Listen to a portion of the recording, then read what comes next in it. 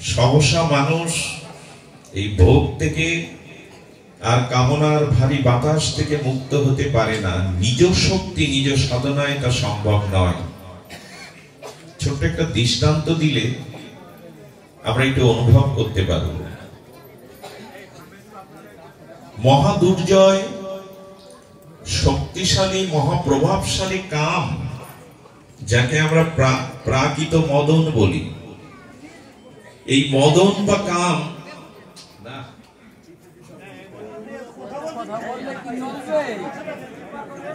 এই মদন বা কাম